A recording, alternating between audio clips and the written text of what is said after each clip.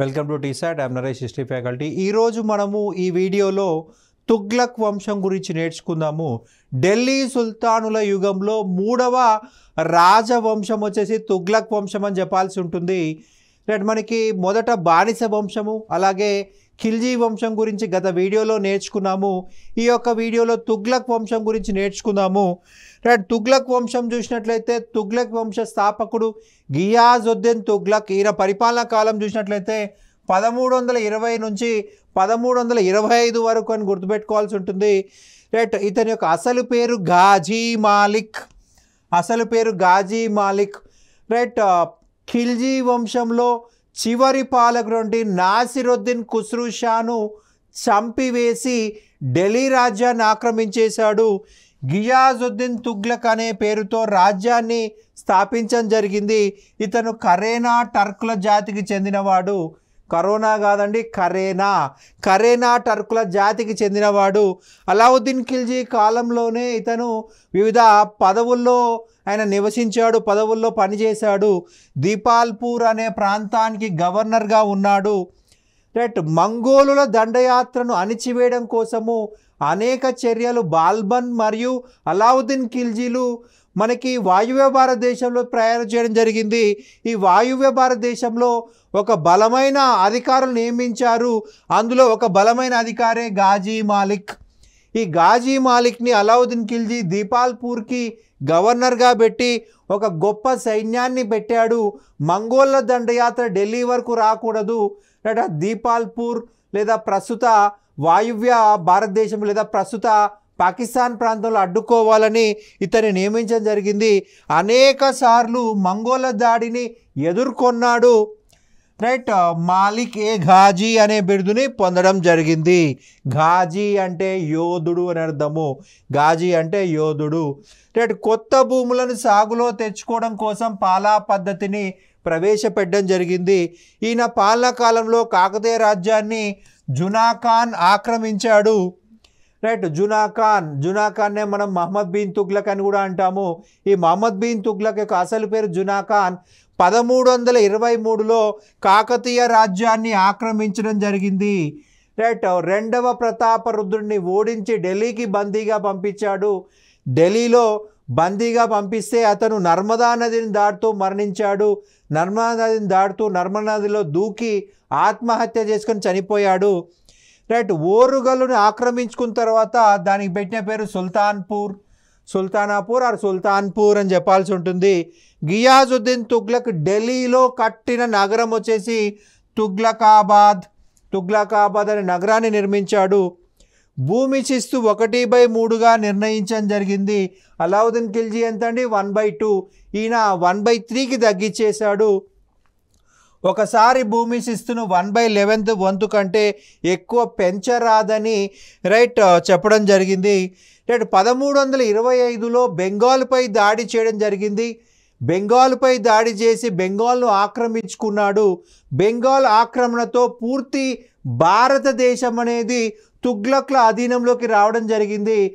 కాశ్మీర్ నుంచి కన్యాకుమారి వరకు, బెంగాల్ నుంచి ఆఫ్ఘనిస్తాన్ వరకు పూర్తి భారతదేశము తుగ్లక్ల అధీనంలోకి రావడం జరిగింది.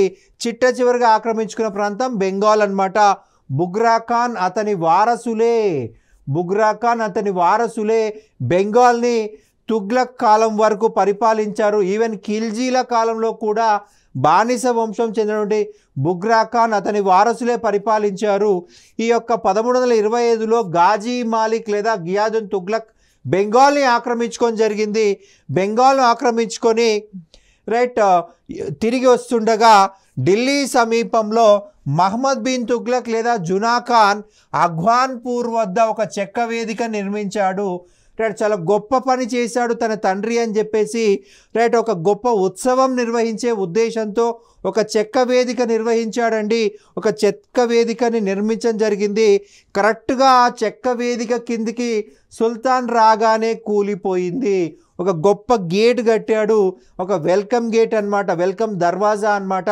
దురదృష్టవశాత్తు ఆ వెల్కమ్ గేటు సుల్తాన్ పైన కూలిపోయింది. సో ఆ యొక్క చెక్క వేదిక కూలిపోవడంతో రాజు చనిపోయాడు. ఇబన్ బతూతా ప్రకారము జునాఖాన్ కుట్ర ఇది.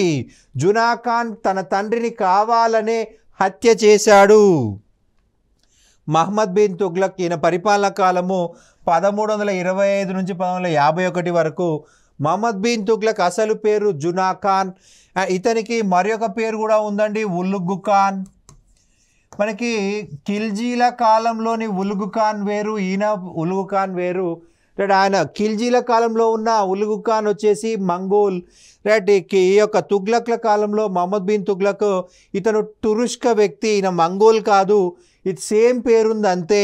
జునాఖాన్ అనే ఒక పేరుంది, ఉలుగు ఖాన్ అనే పేరుంది. ఉలుగ్ అంటే గొప్ప అని అర్థము, ఉలుగ్ అంటే గొప్ప అని అర్థము. అందుకే ఉలుగు ఖాన్ అని పేరు పెట్టుకున్నారు, గొప్ప ఖాన్ అని పేరు పెట్టుకున్నారు. ఈయన పార్సీ అరబ్బీ భాషలో పండితుడు. అంటే జ్యోతిష్యము, వేదాంతము, గణితము, తర్కము, వైద్యము ఇలా అనేక బ్రాంచెస్లో ఆరితేరిపోయాడు. ఇతన్ని ఎవరు కూడా సాహిత్యంలో ఓడించలేరు. అన్ని భాషా సాహిత్యాలు అతనికి చాలా పట్టుంటుంది. గణితంలో ఎవరు ఓడించలేరు, తర్కంలో ఎవరు ఓడించలేరు, వైద్యంలో ఎవరు ఓడించలేరు. చాలా చక్కగా నేర్చుకునేవాడు. ఒక పుస్తకాన్ని పట్టుకొని అది పూర్తయ్యేంత వరకు అతను వదిలిపెట్టేవాడు కాదనమాట. పూర్తిగా పర్ఫెక్ట్ అయ్యేంత వరకు వదిలిపెట్టాడు. ఏ విషయాన్ని మర్చిపోడు. అతని హ్యాండ్ రైటింగ్ చూస్తే అది అక్షరాల ముత్యాల అన్నట్టుగా రాసేవాడు. ఇతనికి అక్షరాలు ఎలా ఉంటాయంటే ముత్యాల లాంటి అక్షరాలు ఉంటాయి. రైట్. కానీ దురదృష్టం ఏంటంటే ఇతనికి షార్ట్ టెంపర్ అనమాట. రైట్. హిందువుల పండుగ నుండి దీపావళి, హోలీలలో పాల్గొన్నాడు. గుజరాత్లోని జైన దేవాలయాలకు నిధులు ఇచ్చాడు. అజ్మీర్లో మొయినుద్దీన్ చిస్తీ సమాధిని దర్శించిన మొదటి సుల్తాన్ ఇతను. అజ్మీర్లో మొయినుద్దీన్ చిస్తీ, ఖ్వాజా మొయినుద్దీన్ చిస్తీ.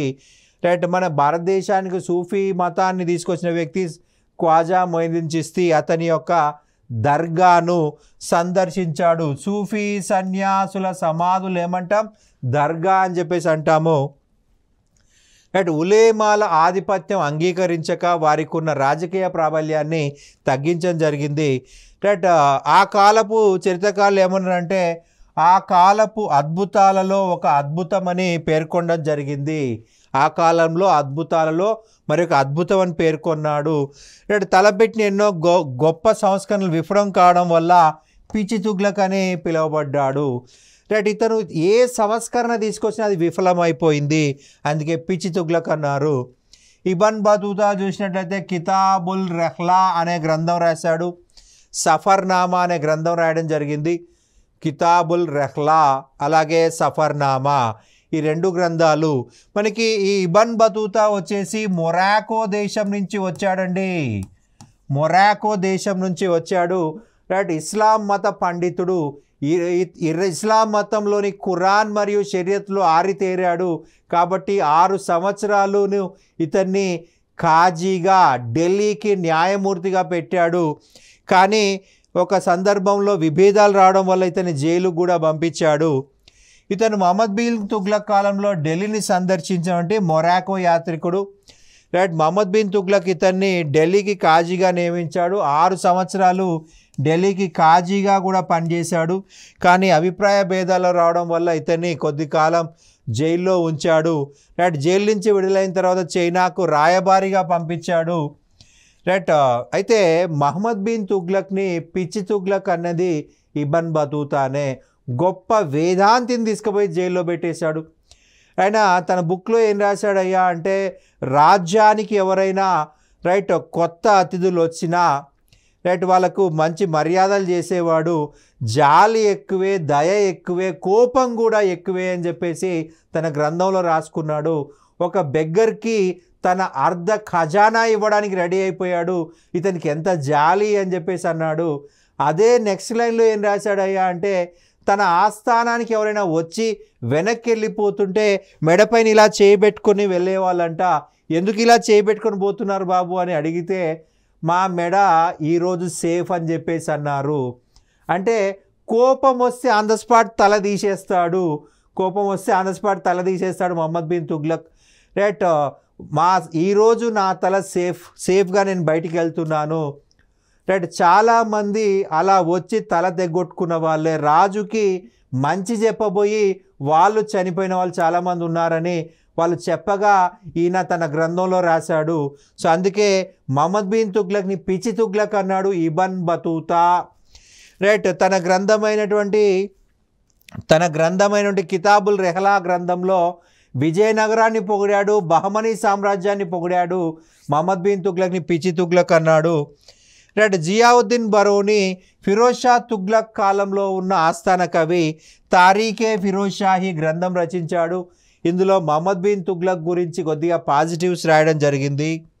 మహమ్మద్ బిన్ తుగ్లక్ ఎన్నో సంస్కరణలు తీసుకొచ్చాడు, కానీ అన్నీ విఫలమైపోయాయి. అందులో మొదటిది అంతర్వేదిలో పన్ను. గంగా యమున పరివాహక ప్రాంతంనే మనము అంతర్వేది అంటాము. అంతర్వేది అంటే 2 నదుల మధ్య ప్రాంతం అని అర్థము. ఇక్కడ గరి ఇంటి పన్ను, చెరాయి పశుగ్రాసం పన్ను, ఆల్రెడీ 1/2% భూమి శిస్తు ఖరజ్ వసూలు చేసేవాడు.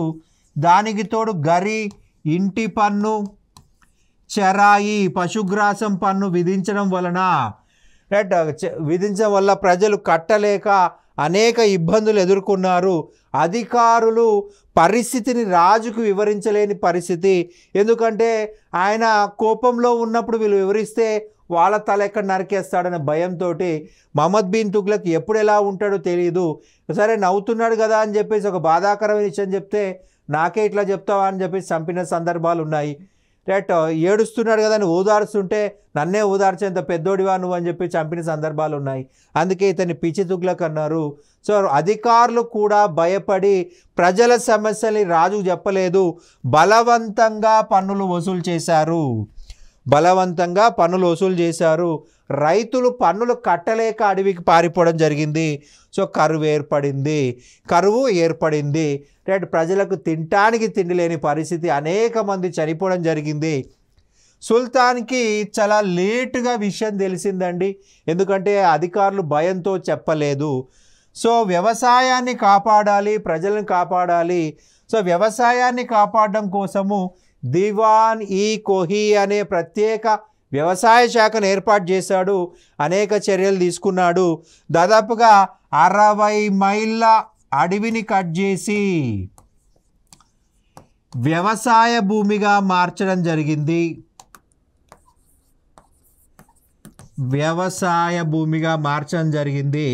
రైట్. వ్యవసాయ భూమి లేని వారికి ఉచితంగా ఈ భూమిని పంచిపెట్టడం జరిగింది.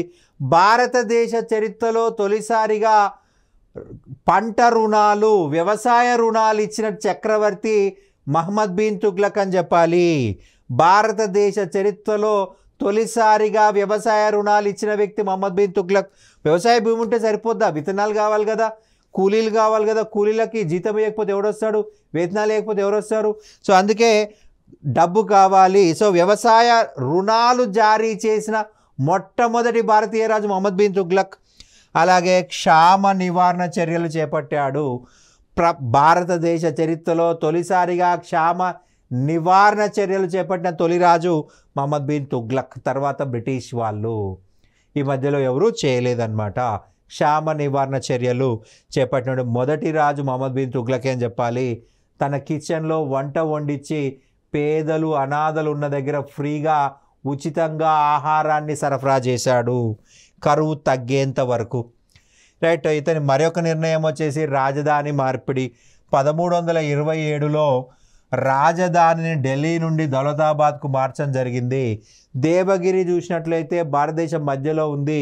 ఇతని రాజ్యం చూసినట్లయితే ఉత్తరాన కాశ్మీర్, దక్షిణాన కన్యాకుమారి, తూర్పున బెంగాల్, పశ్చిమాన ఆఫ్ఘనిస్తాన్. ఈ 4 ప్రాంతాలకి మధ్యలో ప్రాంతం కావాలనుకున్నాడు. ఎందుకంటే ఒకటి దక్షిణ భారతదేశంలో దండయాత్రలు వస్తున్నాయి. దక్షిణ భారతదేశ దండయాత్రలు తగ్గించాలి అంటే దక్షిణ భారతదేశం దగ్గరగా ఉండాలి. రెండవది దక్షిణ భారతదేశంలో మనకి బహువుద్దీన్ గుర్సప్ అనే స్వయానా సోదరుడు అవుతాడు, వరుసకు కజిన్ అవుతాడు, వాడు తిరుగుబాటు చేశాడు. అలాగే మంగోల్స్ ఢిల్లీ పైన నిరంతరం దాడి చేస్తూ ఉన్నారు. ఢిల్లీ అనేది వాయువ్య భారతదేశం దగ్గరగా ఉంది. సో మధ్యలో ఉన్నట్లయితే మంగోల దండయాత్ర తనకు జరగదు. అలాగే మొత్తము కాశ్మీర్కి, బెంగాల్కి, ఆఫ్ఘనిస్తాన్కి కన్యాకుమారికి మధ్యలో దేవగిరి ఉంది కాబట్టి దేవగిరిని చూజ్ చేసుకున్నాడు. దేవగిరికి దౌలతాబాద్ అని పేరు పెట్టాడు.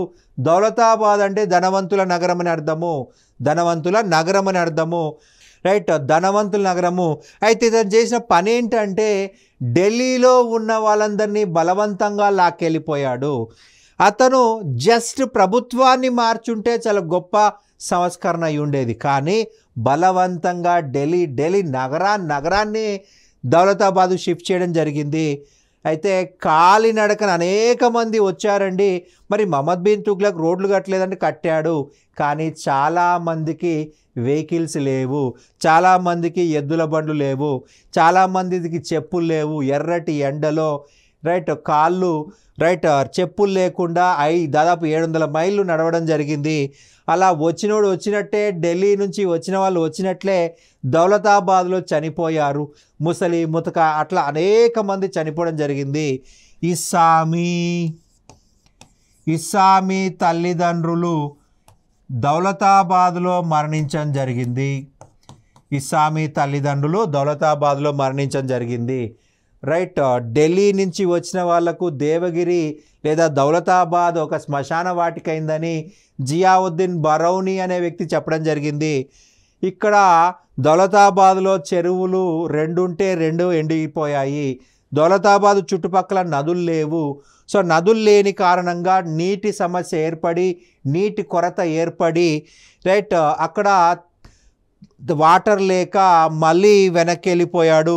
సో ఇలా ఢిల్లీ నుంచి దేవగిరికి వచ్చి, దేవగిరి నుంచి ఢిల్లీకి పోయేసరికి ఖజానా ఖాళీ అయిపోయింది. ఈ మధ్యలోనే మంగోళ్ళు వచ్చేసి ఢిల్లీని మొత్తం దోచుకుపోయారు. అసలు ఢిల్లీలో ప్రభుత్వమే లేదు, ఢిల్లీలో సైన్యమే లేదు, అడ్డుకునే వారే లేరు. సో అక్కడ ఉన్న సంపదనంతా కూడా మంగోళ్ళు ఎవరు అడ్డు చెప్పకపోవడం వల్ల మొత్తం తీసుకెళ్ళిపోయారు. ఇది కూడా కరెక్ట్ కాదని చెప్పేసి రాజధానిని ఢిల్లీకి తిరిగి తీసుకెళ్ళిపోయాడు. ఢిల్లీ నుంచి దేవగిరికి, దేవగిరి నుంచి ఢిల్లీకి తీసుకురావడం వల్ల ఖజానా ఖాళీ అయిపోయింది. ఈ నిర్ణయము విఫల నిర్ణయము. రైట్, మరి యొక్క సంస్కరణ వచ్చేసి నాణ్యాలను ప్రవేశపెట్టడం, వెండి టంకాల స్థానంలో రాగి టంకాను ప్రవేశపెట్టడం. మనకి ప్రపంచవ్యాప్తంగా వెండి కొరత ఏర్పడిందండి, వెండి లభించని పరిస్థితి. అయితే వెండి ప్లేస్లో రాగి నాణాలు ఇచ్చాడు. రాగి నాణాలు ఇవ్వడం తప్పు కాదు, వెండి విలువను రాగికి ఇవ్వడం జరిగింది. వెండినే, రాగినే, రాగి వెండి కాదు కదా, వెండి విలువను రాగి నాణ్యంకి ఇవ్వడం జరిగింది. అయితే ఇది చక్కటి సంస్కరణే, కానీ అమలులో నష్టాలు ఏర్పడ్డాయి. ఫర్ ఎగ్జాంపుల్ ప్రస్తుతం మనం వాడేటువంటి నాణాలు చూసినట్లయితే టోకెన్ నాణాలు అంటాం. ఇతను టోకెన్ నాణాలను ప్రవేశపెట్టాడు. ప్రస్తుతం మనం 2000 రూపాయల నోటు ఉంది, దాన్ని పబ్లిష్ చేయడానికి ఆయన ఖర్చు ఎంత అయ్యా అంటే 2 రూపాయలు మాత్రమే. మనం ఎంత వాడుతున్నాం? 2000 రూపాయలు వాడుతున్నాం. దాని వాల్యూ ఎంత? 2 రూపాయలు. ప్రభుత్వం దాన్ని 2000 రూపాయలు చెలామణి చేస్తుంది. దాన్ని ఏమంటాం? టోకెన్ నాణం అంటాము. ప్రతి నాణానికి 2 విలువలు ఉంటాయి, నిజ విలువ, టోకెన్ విలువ. ఏంటి తేడా అంటే ఫర్ ఎగ్జాంపుల్ 1 రూపాయి నాణ్యం తీసుకుందాం. 1 రూపాయి నాణాన్ని బయట మార్కెట్లో ఇస్తే 1 రూపాయి విలువైన వస్తువులు వస్తాయి. అదే 1 రూపాయి నాణాన్ని కరిగించి మార్కెట్లో ఇస్తే 1 రూపాయి వస్తే నిజ నాణ్యము, 1 రూపాయి కూడా రాకపోతే టోకెన్ నాణ్యం అని అర్థము. ఎందుకంటే అది మనం ముద్రించాం కాబట్టి 1 రూపాయి ఇస్తున్నారు మార్కెట్లో. దాన్ని కరిగించినాం అనుకోండి, కరిగించి మార్కెట్లో ఇస్తే దానికి 1 రూపాయి కంటే తక్కువ వస్తే అది టోకెన్, అంటే కృత్రిమంగా నువ్వు దాని విలువను పెంచావని అర్థము. ఈయన కూడా రాగి టంకా అన్నాడు, దాన్నే వెండి టంకా అన్నాడు. సో అది చాలా తెలివైందే, కానీ అమలులో లోపాల వల్ల నష్టపోయాడు. రైట్, దొంగ నాణాలు ముద్రించకుండా నియంత్రించలేకపోయాడు. మనకి జియావుద్దీన్ బరౌని ఏమన్నా అంటే ప్రతి ఇల్లు ఢిల్లీలో ముద్రణాలయం అయిపోయింది, టంకశాలగా మారిందని. దానివల్ల ఏమైందంటే విపరీతంగా రాగి నాణాలు ప్రొడ్యూస్ కావడం వల్ల వాళ్ళకి ఏం చేయలేని పరిస్థితి. రాగి నాణాల వల్ల వ్యాపారం కొలాప్స్ అయిపోయింది. చాలామంది వ్యాపారస్తులు చైనా నుంచి వచ్చారు, చాలామంది వ్యాపారస్తులు రోమ్ నుంచి వచ్చారు. వాళ్ళు వెండి నాణాలు ఇస్తేనే మేము మా వస్తువులు అమ్ముతామన్నారు. వీళ్ళేమన్నారు, మా రాజు ఇవే వెండి నాణాలు అన్నాడు, కానీ వాళ్ళు అంగీకరించలేదు. సో ఇది చాలా పిచ్చి పని అని చెప్పేసి తర్వాత అర్థమైంది. రాగి నాణాలు రద్దు చేసి వెండి నాణాలు ప్రవేశపెట్టాడు. అయితే ప్రజలు చాలా తెలివైన వాళ్ళు. ఆ రాగి నాణాలు తీసుకొని రాజు దగ్గర పోయారు. అయ్యా, మీరు ప్రవేశపెట్టినవే ఈ రాగి నాణాలు, మీరు ఇప్పుడు రద్దు చేసి మళ్ళీ వెండి నాణాలు పట్టుకొచ్చారు. అయితే మరి ఈ నాణాలు ఏం చేయాలి, మేము నష్టపోతున్నాం కదా అంటే సరే అని చెప్పేసి ఆ రాగి నాణాలు తీసుకున్నాడు, మళ్ళీ వెండి నాణాలు ఇచ్చాడు.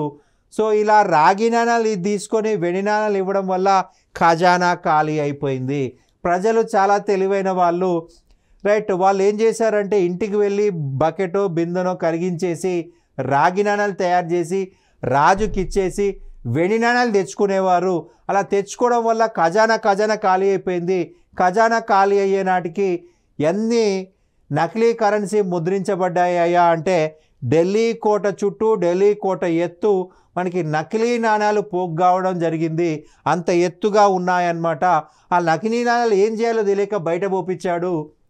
రైట్, ఢిల్లీ కోట బయట పోపించాడు ఆయన.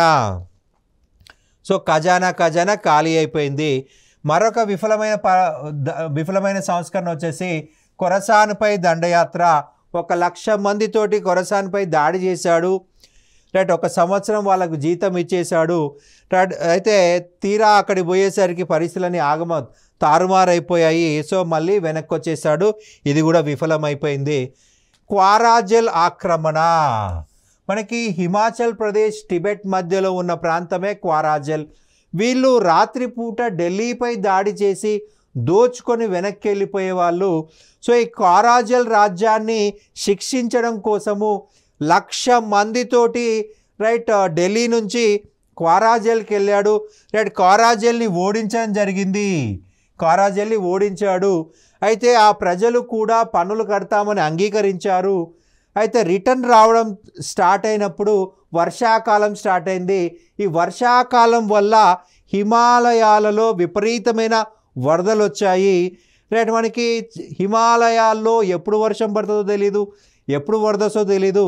రైట్, ఒకవేళ వరద వచ్చినట్టు మనకు తెలియదు. మన మీద వచ్చి పడే వరకు కూడా వరద వచ్చినట్టు తెలియదు.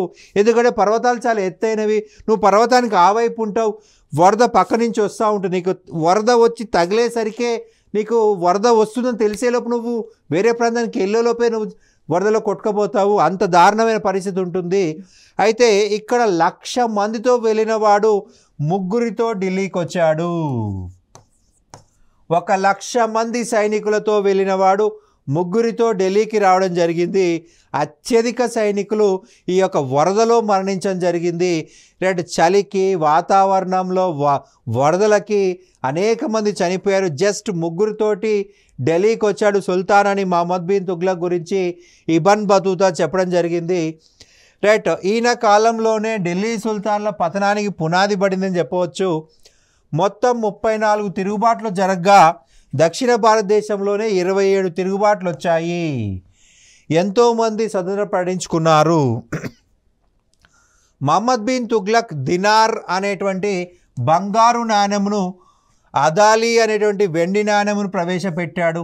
దినార్ అనే బంగారు నాణెమును, ఆదాలి అనే వెండి నాణెమును ప్రవేశపెట్టాడు. ఈయన ఆస్థానంలో అమీర్ హసన్ దెహ్లావి అనేటువంటి కవి ఉన్నాడు.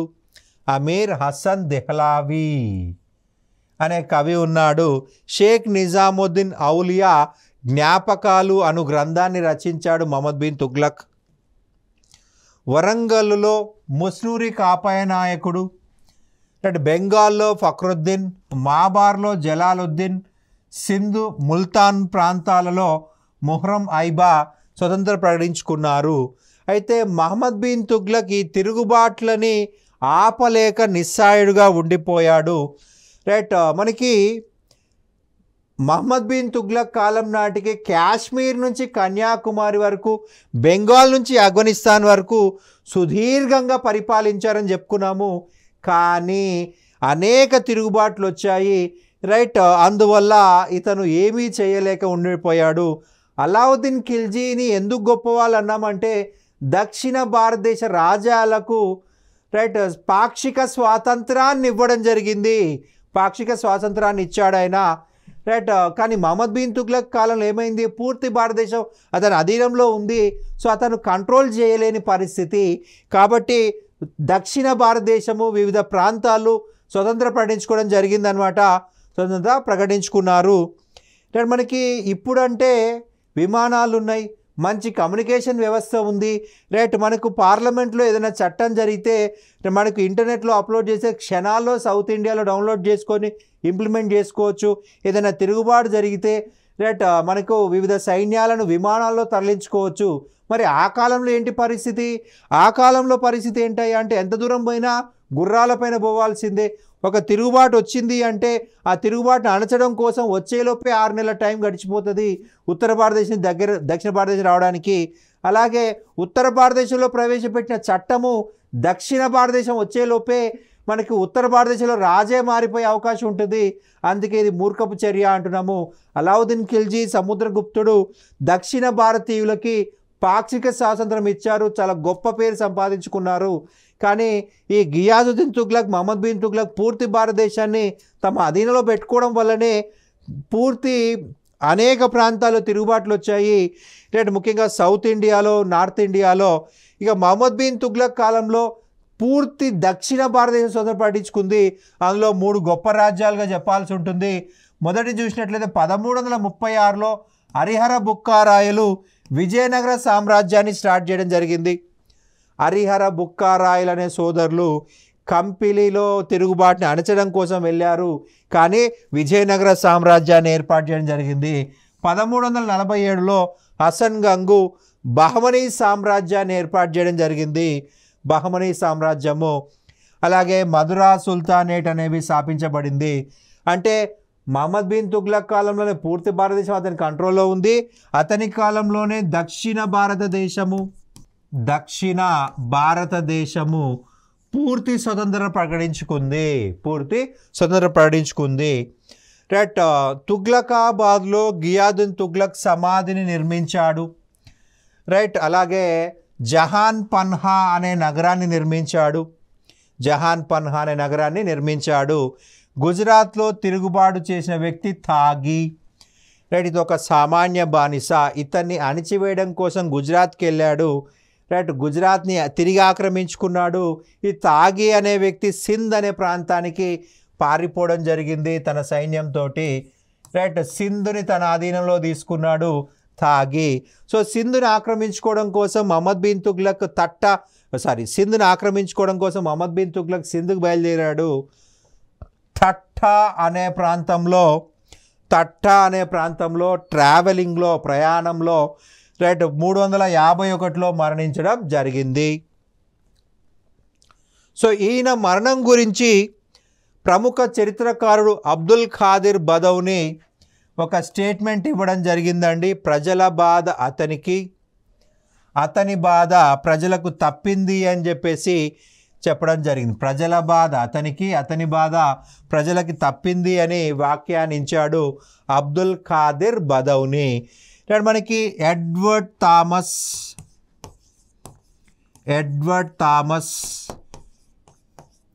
ఈయన మహమ్మద్ బిన్ తుగ్లక్ని నాణాలు ముద్రించడంలో రారాజు అని కొనియాడాడు. నాణాలు ముద్రించడంలో రారాజు అని పేర్కొనడం జరిగింది ఎడ్వర్డ్ థామస్. రైట్. ఇది మనకు మహమ్మద్ బిన్ తుగ్లక్ సంబంధించిన సమాచారము. రైట్. మనకి ఇతని సంబంధించిన సంస్కరణలు ఎగ్జామ్లో అడిగే అవకాశం ఉంటుంది.